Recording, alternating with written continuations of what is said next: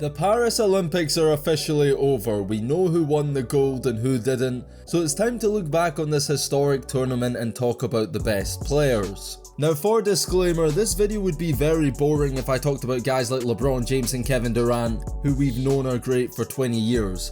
It would also feel kind of cheap to pick out the likes of Jokic and Giannis, who were amazing, but again, we expect that from them. The players I wanted to focus on this video are NBA players who elevated their game instead of talking about guys we already know are great. The first player we've got to talk about is the guy who, depending on who you ask, is the best player for the Serbian national team, and that's their all-time leading scorer Bogdan Bogdanovic. When people talk about Serbia, they instantly think of the NBA MVP, but for the national team it's very much a Kobe and Shaq-like situation, because FIBA Bogdanovic and NBA Bogdanovic are two different players, and he proved it again in this tournament. Bogdanovic was consistent throughout and really grew into the tournament. He had 30 points on 10 of 14 shooting along with 8 assists against South Sudan. He had 17 against Australia in the quarterfinals, and then against Team USA in the semi had 20 points and made 5 free balls. He finished the tournament as Serbia's leading scorer, averaging 18.8 points, shooting 51% on 2-pointers and 42% from 3-point range. He finished just out of the top 10 in assists with 4 per game. His tournament obviously ended in heartbreak, with Serbia blowing a 13-point lead against the tournament favourites in the semi-final, and this has been a recurring theme for Bogdanovic. Serbia are an international powerhouse, and he's come so close to winning gold with the national team over the years. When he was a EuroLeague star in his younger years, he was a part of the Serbian teams that lost back-to-back finals to Team USA at the World Cup and Olympics between 2014 and 2016. In 2017 Eurobasket, he lost the final to a 17-year-old Luka Doncic in Slovenia, and then most recently at last year's World Cup, he led Serbia without Jokic and EuroLeague MVP Vasilij Micic to the final. He was the tournament's top scorer. He would have been MVP, but they lost, meaning he has 4 silver medals with the Serbian national team across the major tournaments, with an 0-4 record in the finals. That is just cruel. As a late bloomer who came to the NBA in 2017, Bogdanovic is a respected role player. He's consistently been in the running for 6th Man of the Year award since joining the Hawks, and just had his best NBA season last year, averaging 17 points per game. At 31 years old, he's at the peak of his basketball career, so he isn't going to suddenly turn around and be an all-star. But I think in terms of legendary FIBA players and NBA guys who are better for their country, he's one of the most underrated. Next season at Eurobasket 2025, Serbia will have another chance to win. I think that Bogdanovic, after his contract expires in 2027, will close his career out in Europe. I hope he goes to a contending team, because I think it would take winning a title, whether in the NBA, EuroLeague or FIBA, for Bogdanovic to get the respect he really deserves. This is a winning player who hasn't won. Making $16 million a year in the NBA, he's very tradable, and I think if the Hawks aren't ready to compete right now, Bogdan Bogdanovic could be a really important piece on a contending team. The best NBA teams right now are deep, with depth, and there's not many better scorers coming off the bench right now in the league than Bogdanovic. Personally, I'd like to see him end his NBA career in Denver alongside Jokic. The Nuggets don't have the same bench from their title-winning season, and Bogdanovic would be a massive addition to strengthen their second unit, and could be a real difference maker in the postseason. I said in this video I didn't want to talk about superstars, and a year from now, Franz Wagner may not be on this list, because at 22 years old, I think he has all the tools to be a superstar in the NBA. And after his performances at these Olympics, a lot of people have gone real quiet regarding his max contract for everybody who was saying he was overpaid. At last year's FIBA World Cup, Franz Wagner introduced himself as the next great international star. He had 22 points in Germany's historic semi-final win over USA, then 19 points against Serbia in the final.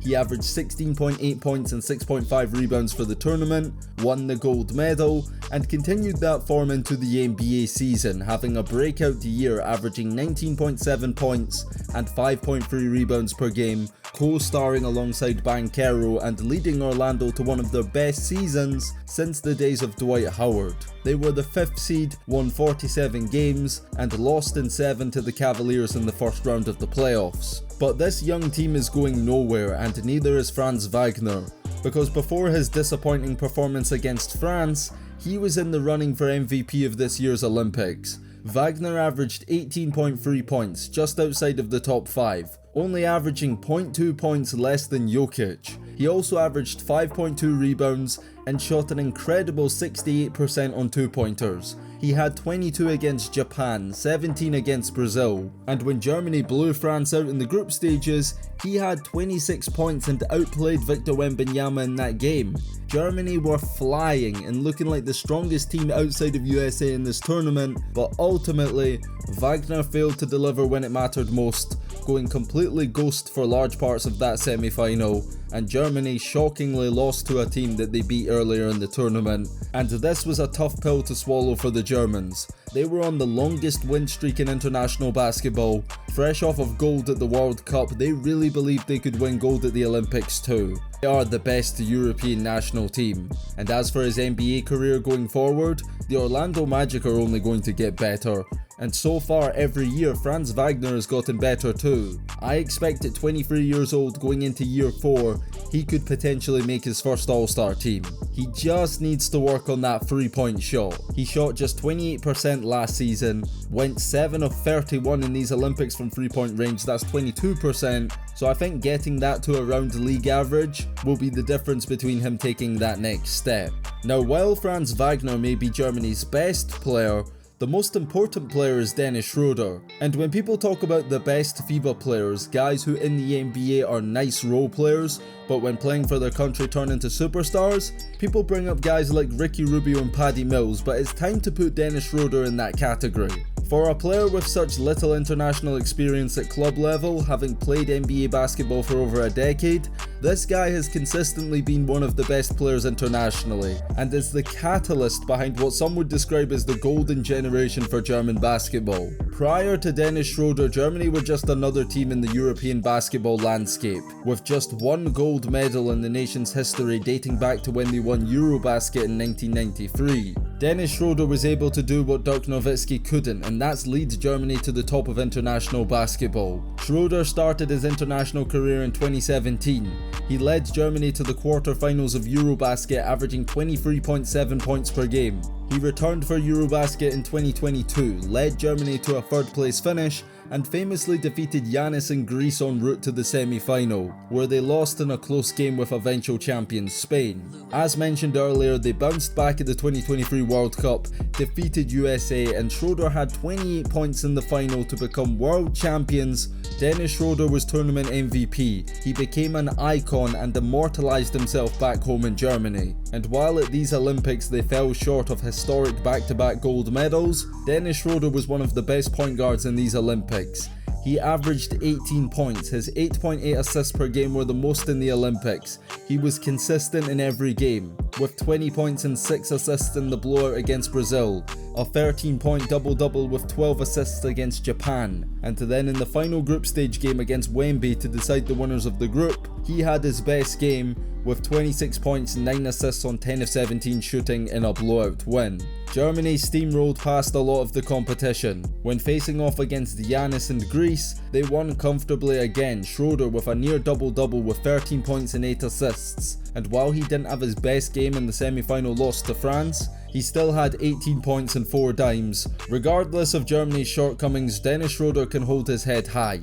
He captains the ship, he's the on-court coach, they go as far as he takes them. But at 30 years old in the NBA, he is who he is. At one point he showed signs of becoming a potential star, famously turned down all that money to bet on himself. It didn't work out. He's too old to become the star guard he could have been in his prime, but everybody who knows NBA basketball knows that Dennis Schroder is a starting caliber point guard, and playing in Brooklyn next season with low stakes on his own team, he may be able to put up the best numbers of his career, and is somebody I believe could be an important player on a championship team. As he's proven internationally, he knows what it takes to win. I think a contending team looking for a backup point guard should pick him up at the trade deadline, because he can be a real difference maker.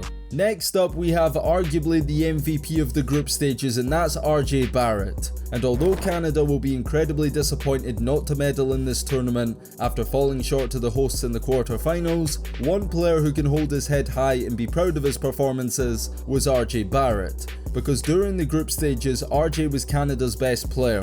He was their leading scorer, averaging 21 points per game, but this is nothing new for the Maple Mamba. When he puts on that Canada jersey, he always represents his nation to the best of his abilities. Back when RJ Barrett was in high school, his performances at the Under-19 FIBA World Cup made him the #1 player in his class, ahead of guys like Zion Williamson and Ja Morant. He was tournament MVP, led Canada to gold, and had 38 points against the USA in the semi-final. At senior level in the 2023 FIBA World Cup, he scored 23 points to beat USA again for a bronze medal. Now in the NBA world, RJ Barrett's stock varies depending on who you ask. He was viewed as a franchise cornerstone coming out of Duke, and while he was a really good player for the Knicks, averaging 20 points per game over his final 4 seasons in New York, he never took that next leap and became a star, and is yet to make an all-star team in his NBA career. During this past season, he was traded in a deal centered around OG Anunoby, and is now back home in Canada playing for his hometown Raptors. So far it's been so good. In 32 games in Toronto, Barrett is averaging a career high in points, rebounds, assists, is shooting a career high percentage from the field in 3-point range, and a lot of people have tipped RJ, coming on 25 years old, entering the prime years of his career, to have a breakout year next year. And if these Olympics are anything to base it off, he's looking really good. Because Canada qualifying for the knockout stages was no certainty. They found themselves in the group of death, with Spain, Greece and Australia. Every game was going to be tough, and RJ Barrett, even more so than possible league MVP Shai Gilgeous-Alexander, was the one who stepped up for Canada.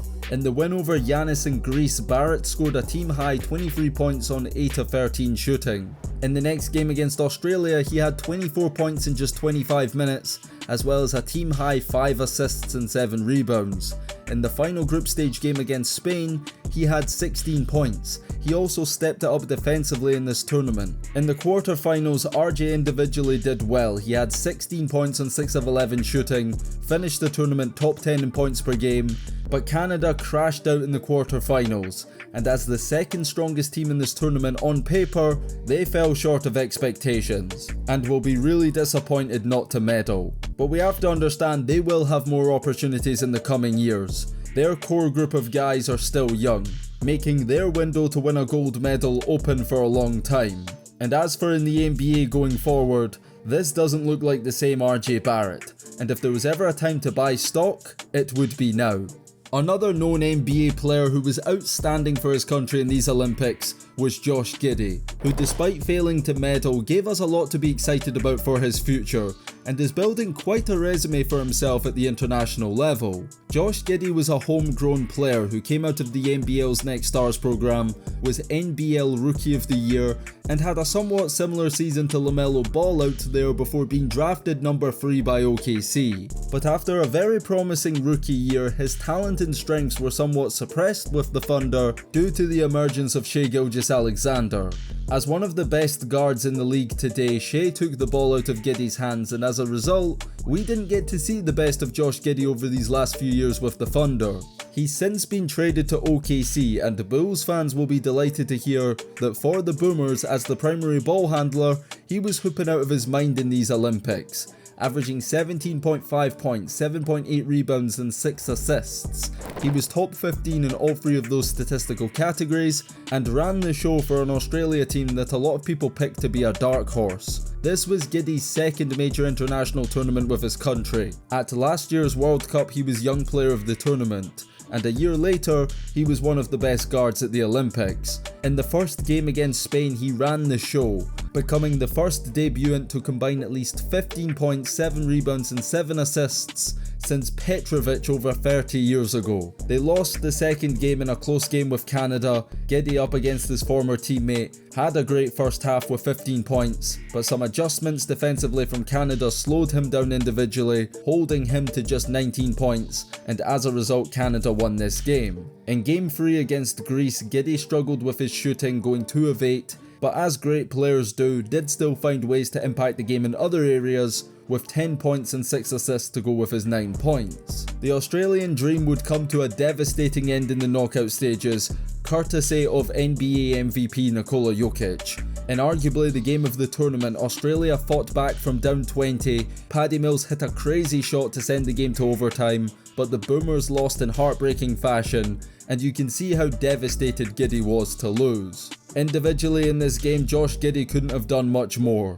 He had 25 points, 4 assists and 5 rebounds. He shot 11 of 20 from the field and made 3 of his 5 3-pointers. It wasn't meant to be, but for Giddy, these Olympics were a preview of what's to come next season in Chicago. People forget he's only 21 years old. He's shown already what he can do with the ball in his hands in the NBA. This past season in 2023 without the ball, he averaged 16.6 points, 8 rebounds and 6 assists. This is a guy who in his prime years could easily average 28 and 8. And that's assuming he doesn't take a leap as a scorer, which at his age he has all the time in the world to do. I think trading Giddy was the right thing to do for OKC, but it could end up aging somewhat like the Harden trade, where years from now we see what Giddy becomes, a multiple-time All-Star in Chicago, and we look back and wonder, what if him, Shea and Chet all stayed together? But what they won't tell you in hindsight is that Giddy, like Harden, would have never fulfilled his full potential in the shadow of those other guys. To take the next step as an NBA player, he needs this opportunity to have his own team where everything starts with him. He's gonna get that in Chicago, who look towards a rebuild, and as a result we will see the best Josh Giddy in the NBA. I know Australia fans are gonna love this video because if we're talking about their team at this year's Olympics, it wouldn't be doing their performances justice to only talk about Josh Giddy, because Rockets center Jock Landale was one of the best big men in this tournament. This is a guy who never had it easy. He went undrafted in 2018, played in the EuroLeague with Partizan in Serbia and Žalgiris in Lithuania, but after his performances in the 2021 NBL season, winning a title with Melbourne and Finals MVP, he got his NBA opportunity and was picked up by the San Antonio Spurs. He spent time with the Suns too, before finally finding an NBA home in Houston. For the Rockets last season he played 56 games, averaged just 4.9 points and 3.3 rebounds. Nothing special, but what he did in these Olympics for his country made him look like a completely different player. Jock Landale had a great first game against Spain with 20 points on 9 of 14 shooting, with 9 rebounds and 5 assists. He had another great efficient game against Canada, with 16 on 7 of 10 shooting along with 12 rebounds. He then had 17 on 7 of 10 shooting against Greece with 8 rebounds. But in the quarterfinal loss to Serbia, Landale had his worst game. 5 points, 6 rebounds and 0 assists. This game really hurt his averages that were among the best in the tournament prior to this, but we've got to give him a pass because he was up against Nikola Jokic. And the fact that they lost with him having a bad game really highlights how important he became for this team. Because in the group stages he was top 3 in rebounds with 9.7, and with 3.3 assists he was top 15 in assists per game too, number 1 among all centers. Efficiency wise he was number 1 in field goal percentage among players who attempted 10 or more field goals, and only Giannis and Nikola Jokic had a higher player efficiency rating. One game doesn't overshadow an entire tournament. Landale played like a superstar for a lot of these Olympics, and that was the one thing Australia lacked in comparison to other nations. They had one of the strongest backcourts, they had legit NBA wings, but the biggest question mark was how their bigs would stack up.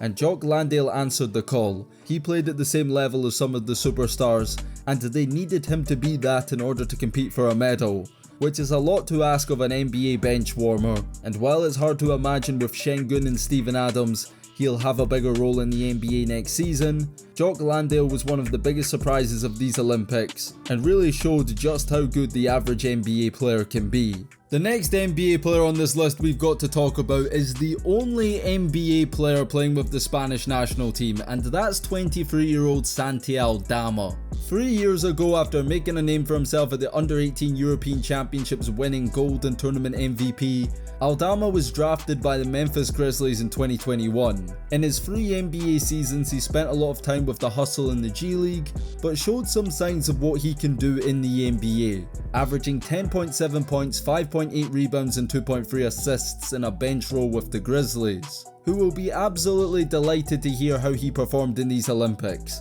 because Aldama was one of the tournament's stars. In Spain's first game against Australia, Aldama was the only Spanish player that turned up, scoring a game-high 27 points, making 6 of 8 threes in the Olympic opener against Australia. He single-handedly kept his nation in the game all the way to the end in a tough loss. Aldama bounced back the next game against Greece. Matching up with Giannis Antetokounmpo, he had 19 points and 12 rebounds in that game too, leading Spain to a victory with some big plays down the stretch. He did have a bad game against Canada, going 2 for 8 overall, and because of this dropped out of the top 5 for points per game in the Olympics. He was still top 10 in rebounds and shot 45% for 3-point range in the tournament. But the most important thing is that he gave his nation hope.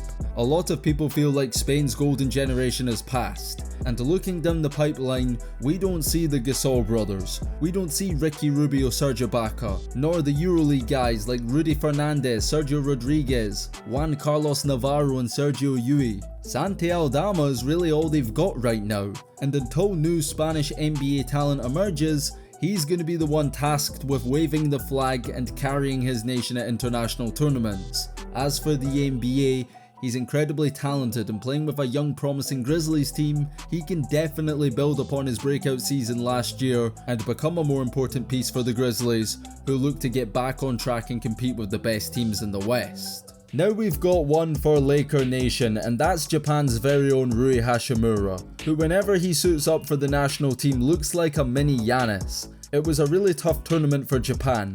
They had to play 2 of the best European teams and eventual semi-finalists in the group stages with France and Germany, but one thing that was consistent for them was Rui Hachimura's dominance. He was 2nd in points per game, averaging 22 points, top 20 in rebounds, and overall was the guy that stepped up for his country. And while he struggled with efficiency against the world champs, going 4 of 19 for the field, he did bounce back with a strong game against France, with 24 points on 10 of 16 shooting, making 3 of 5 free balls. He did get unfairly ejected for a controversial call, and Japan ended up getting robbed of a victory that could have changed the entire tournament. Hachimura, for mysterious reasons, ended up missing the final game. Japan got blown out and eliminated for the tournament, but Hachimura definitely left it all on the floor in Paris, as he always does for Japan. At the Tokyo Olympics, playing for the host nation, Hachimura was under a ton of pressure and delivered, averaging 22 points per game and 7 rebounds. Before that, at the 2019 World Cup, before even playing an NBA game, he was really impressive as well, with 13.3 points and 5.7 rebounds.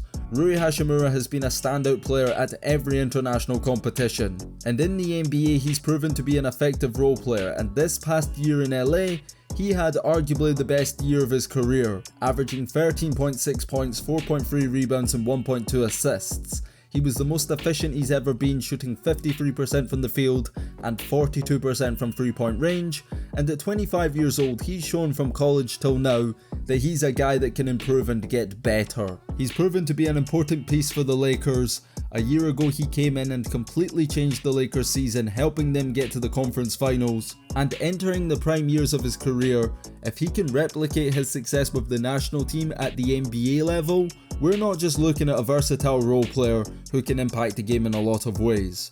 We're looking at a potential star. Now it's unclear what his future looks like in the league. He is somebody who would have a ton of value in the trade market, and as you know with any LeBron team, they're always looking for ways to get better throughout the season. So a trade could be on the cards, and it's safe to say whatever NBA team ends up with Rui Hachimura, they will see the best version of him in the NBA over these next few years. But I want to ask you guys, excluding the obvious, who do you think the standout players were from these Olympics? I decided to exclude EuroLeague players from this list and solely focus on NBA guys, so if you want to see a video on the best players outside of the NBA in these Olympics, let me know down below in the comment section. If you've made it up to this point in the video, you enjoy Olympic content, so click the big box in the middle of your screen. We've got another great Olympic video right there that I know you guys will enjoy.